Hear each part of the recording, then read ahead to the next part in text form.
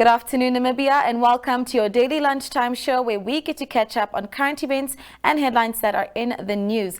I am your host, Priska Agnolo, and thank you so much for joining us today on NMH at 1.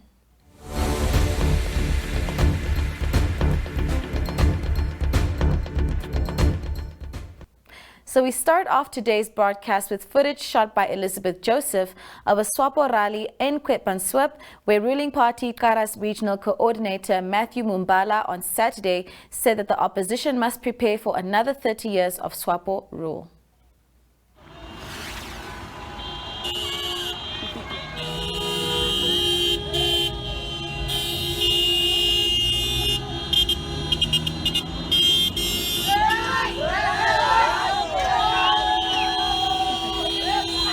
Our election for regional local authorities, which was already launched national by the president, now we are here as a region. Comrade district coordinators and entire leaders of SWAPO, we are having a huge task ahead of us. This year, it's a year of challenges. But remember, SWAPO have tested, passed through thick and thin. We can do that. And what we want as an organization, a party which ruled this country for 30 years. There are people who say, when did they say 30 years? We were ending. Yes, we rule for 30 years. And another 30 years to come. And multiply 30 years forever. Yes. They must just prepare to multiply the years of how we are ruling this country. Because they will never ever. There will be a big celebration, the whole country. Particularly in Quetmanswip. Yes. I know them, they are going to cry. Because when they are counting it, their flag that they put up, that is not reflecting.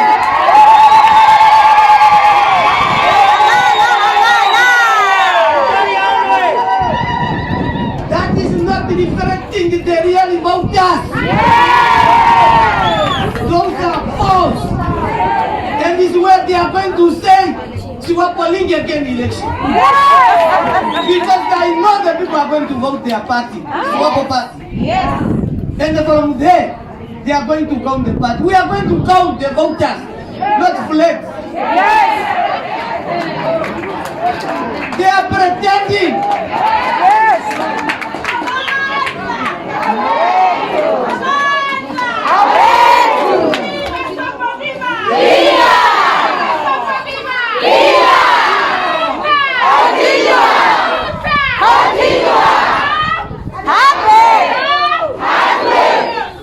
I can point out many houses because me I go where the enemy flag is. Yes. Those project flag is. Go and listen what the people are saying. They said yes, COVID-19.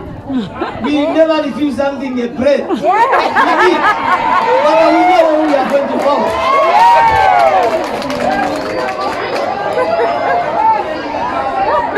And that this is the reality. When they are going to be beaten, they are going to fight back.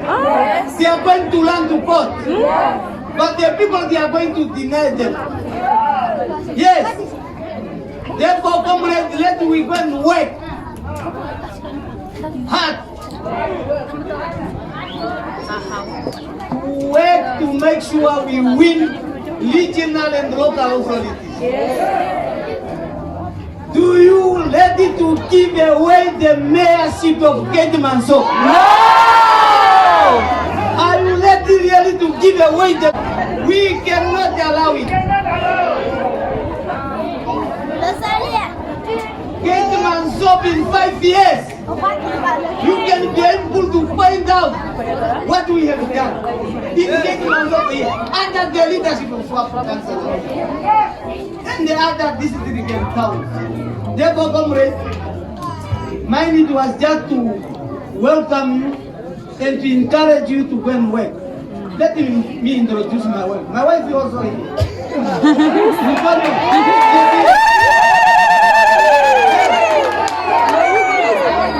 Some of you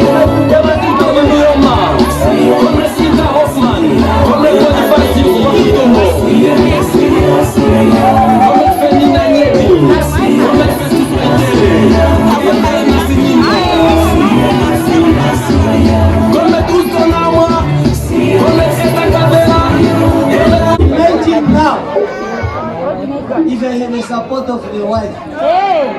What else again? We are going to beat them. Thank you very much.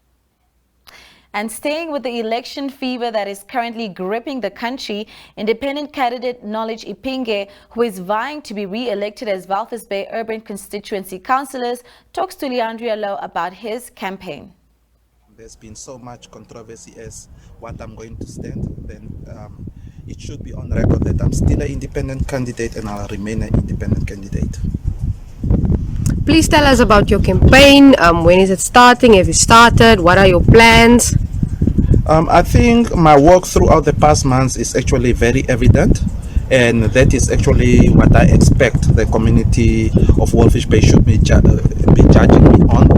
And moving forward, I'll just be more education-based in a sense to say for people to better understand the role of a regional councillor, as well as also the duties of our officers, because what we have established throughout the past month, people are very misinformed over what is the real responsibilities of a regional councillor, as well as also committees such as the Constituency Development Committee, the Disaster Risk Management Committee, as well as the CACO committees.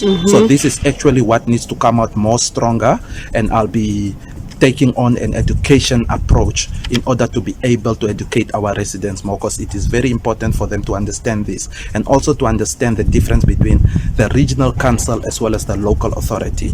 Yes. And this is a responsibility of us as candidates to be able to share the right information. I cannot be campaigning and saying I'm going to offer houses to people in the urban constituency, because we don't have the mandate. That mandate lies with the local authority. But then at the same time, we can hold the municipality accountable for housing delivery, for land delivery. So that is initially what will come out strong throughout our campaign. And also to say that we're gonna take on current matters such as the human trafficking that is currently increasing, the gender-based violence, to a point whereby also we're gonna go deeper into conversations such as Shannon, who till today we don't have any answers for. But then at the same time, we have then police or a detective warrant that was arrested initially in a matter relating rape as well as human trafficking. So is this maybe the reason why the Walvis Bay investigating unit has not been forthcoming when it comes to the searching of Shannon? So we should be looking deeper into this, and I believe it is the right time that we need to open up conversation and have the community directly involved in all this discussion on how we can then move forward. Because coming back to this Pakistani national, imagine he received bail. When he received bail, he attempted to then bribe people.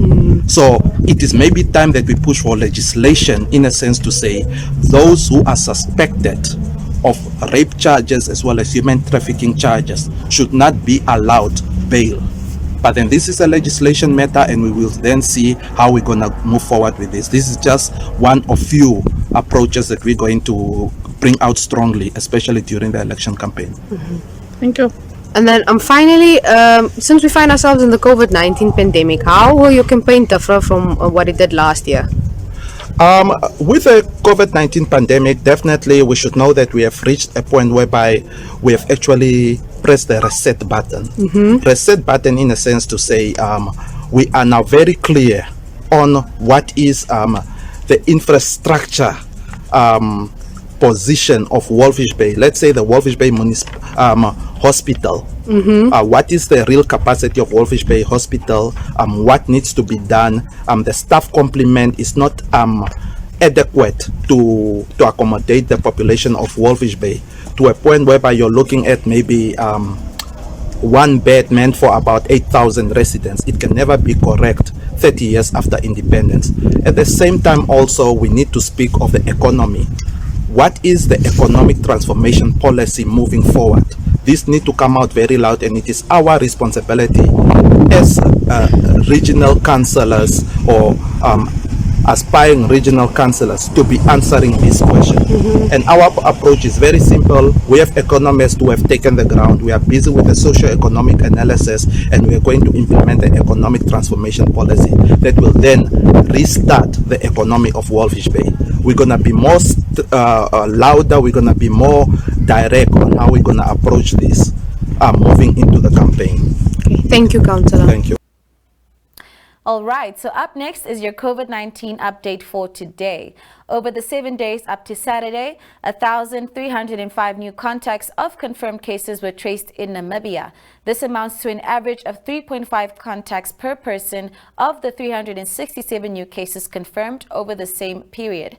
The largest number of new contacts were traced in the Oshikoto region with 410. This region now joins others with more than 2,500 listed contacts. The second and third largest groups of contacts were traced in Omaheke with 246 and Commerce with 182 new contacts listed. The Irongo and Commerce regions, with respective totals of more than 6,000 and 7,000 contacts traced thus far, remain the areas where the most tracing work was done. Do your part to help curb the further spread of this virus. Asad Leaf.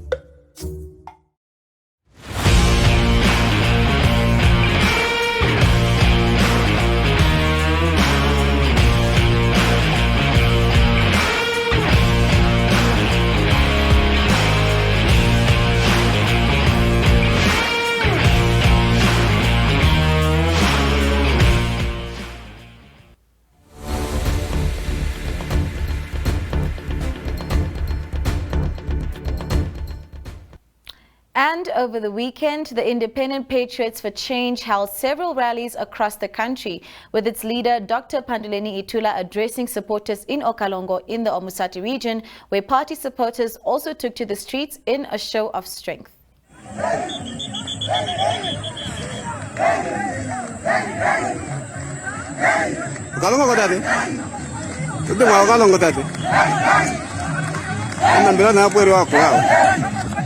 Ini mah matu dia nak ada, kita mengagal kita. Misalnya ni aku nak pergi apa? Sama ni aku pergi. Sama ni aku nak pergi tadi. Itu mengagal kita. Tengok nak tu. Itu mengagal kita. Oh, bukan mau mati, mau bilang dah. Minggu sih nak kalau begitu ada. Negocio más o menos. Mokalan ngomong tadi. Dia kalau ngomong tadi. Itu kan sebenarnya nih sedian. Yo. Yo. Betul mah.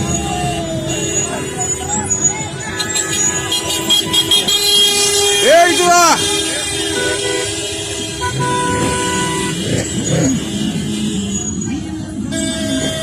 Betul nggak tadi? Itulah.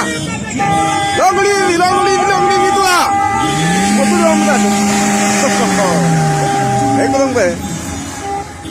Betul dong tadi. Kalau nggak, betul dong tadi. Kalau ngomong. Kalau nggak tadi itu kalau. Itulah. Kalau nggak tadi, lupa juga gue yang dia. Ini sama gitu ya. Itulah.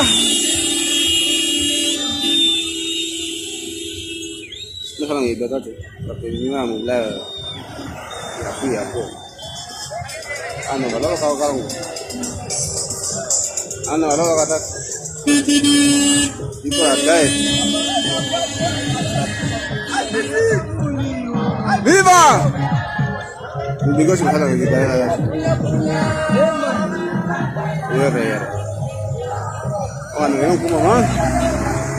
Ano lela, wala kita. Ano lela. Ano nga ba? Kalong ko tadi. Itu mga kalong ko tadi. Makalong ko tadi. Ito mga kalong ko tadi. Ito yung sinanggal. Ya! Nila yun ito yun.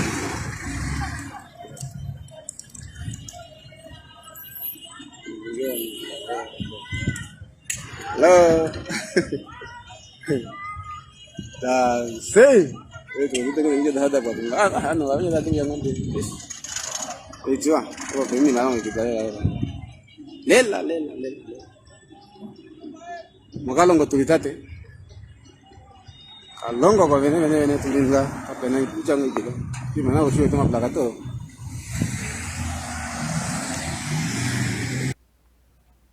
And now, ladies and gentlemen, we move on to our newspaper dailies. In the NMH stable, Namibian Sun reports that Police Chief Sebastian De Tunga has warned political actors to avoid insulting others or risk facing criminal injuria charges if their opponents open cases against them. He made the remarks following a heated confrontation between SWAPO supporters and those of Rundu Urban Community Association at Tumweneni informal location at the weekend. Republican reports that places of safety for gender-based violence victims remain closed, which is a major contributor to exacerbating the struggle against the violence epidemic. Allgemeine Zeitung reports that supporters of the #EndSARS movement protested in front of the Nigerian High Commission in Windhoek yesterday. They are demanding an end to police brutality as well as better health and education systems for Nigerians. The social movement is also fighting police brutality in that country. Some of the protesters drew attention to the issues in Zimbabwe, which are of a similar nature. The Namibian reports that the Environment Ministry has registered an additional criminal case against wildlife sanctuary Nankuse and its owners. This comes amid claims that it is being favored by the authorities. New Era reports that the Poverty Ministry believes the proposed Universal Basic Income Grant for jobless people between the ages of 18 and 59 is indeed feasible if the grant is kept at less than $400 million per month. And moving on to the inside pages of the country's dailies. Namibian Sun reports that this past week has once again been plagued by horrific reports of rapes, gender-based violence and assaults. On Sunday, 2 suspects wearing balaclavas cut open a tent in Kesemont where a 32-year-old woman and her baby were asleep and assaulted the mother. Republican reports that the Namibia Wildlife Resorts has received a $40 million Namibian support grant from government, which it will partly use for its voluntary employee separation exercise and settling overdue supplier invoices. The Namibian reports that a provisional order for the liquidation of property development Jimmy Construction that was granted by the High Court at the beginning of October has been made final. Allgemeine Zeitung reports that Simata Simasiku, a former Global Fund employee who allegedly shot dead a former colleague and wounded another in 2019, is not fit to stand trial. The findings of the two psychiatric reports compiled by a psychiatrist employed in the private sector and another one employed in the public health sector show that Simasiku is not fit to stand or understand the proceedings of a trial because he is suffering from mental illness. New Era reports that the trial of the man accused of killing two top executives of the Namibian Institute of Mining and Technology that was set to start yesterday had to be put on hold as he can no longer afford the services of his privately instructed lawyer. And in other news, Namibian Sun reports that affirmative repositioning movement firebrand leader Dr. Job Amupanda is pulling out all the stops as he seeks to fulfill his ambition of becoming mayor of Windhoek. He recently wrote a letter to Police Inspector General Sebastian de Tunga in which he asked the police chief to inform his members that their housing headaches will soon be a thing of the past. Republican reports that even though the government's decentralization campaign seems to have ground to a halt, the wide array of political players contesting next month's local authority and regional council elections is expected to spur on the urgency of service delivery in rural areas. Let's go for a quick ad break and I'll be right back to introduce our interview segment for today.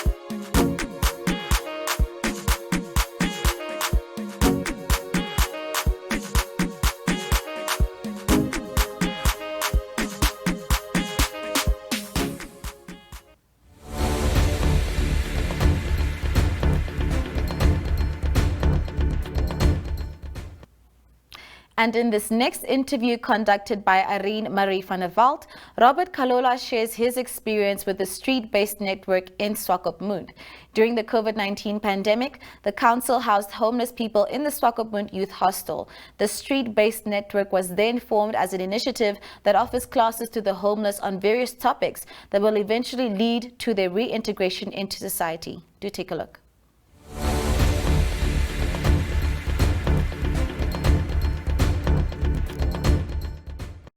So we are here with Robert Kalula, one of the street-based network. How are you, Robert? I would like to say, first of all, thank for the God before I start with my speech. My name is Robert Kalula. Everybody knows me in Sokomun Erongo region, Captain Kalula. I was a regular struggler. I'm still, but I have to grow like a man. Me, myself, and I have been working for municipality for 6 months. Now I'm making 7 months. Since now I didn't get even paid for free. What if I go ahead there without being paid? There is no salaries. You are going to work there, but you are not getting paid. But only thing that I can say is, I thank to God that at least we are having a shelter in our town today, and we are growing our vegetables. We are planting our plants here, and we can at least, what must I say? We must at least get something from it, make a profit from it, and we can feed ourselves. But there is one thing that is not good for us. Every time we go in town, they are saying, "Oh, where did these ones get the plants?" But we want to let them know. They thought we are stealing, but we are having our garden. So we want to let them know that we are doing this for our best. But these plants we are planting, we can eat from them, then we can also feed others from this plant. We can even give others which are not having from these plants we are planting. That's all I have to say. So then, Robert, did you finish high school? Pardon? Did you finish school? No, I didn't Up finish to school. where did you go? Grade 10. Grade 10. Yes. Okay, and Robert, what would you still like to achieve in your life? My goal that I want to achieve is I want to be a diesel mechanic You want to be a diesel mechanic? Yeah. Why do you want to be a diesel mechanic? because I have experience of it. Oh, do you have experience of it? Yes. Where did you get your experience? I was working that side of Korekas as a Okay. diesel mechanic. So how did you end up in the street-based network? Bruh, it's been a long time. It's a disaster, that one. Bruh, I don't know what I have to say. I lose my girlfriend, I lose my job. Then I decided, okay. Then I started drinking. Then later on, I start to sell all the things of my house. Then I You ended checked up on the street. on the streets. And did you do drugs when No, you were no, on the street? I've never no, you tried. didn't. Yeah. No, you didn't. I Good didn't. boy. Okay. So, how do you think you're going to move back into your dream of being a diesel mechanic? If I get that job back or any work, then I have to go back to my next level. Yeah. Yeah. Yeah. And do you have any family? I have family, but it's not around. Yeah. Okay. Thank you so much for speaking with us, Robert. You're more than welcome.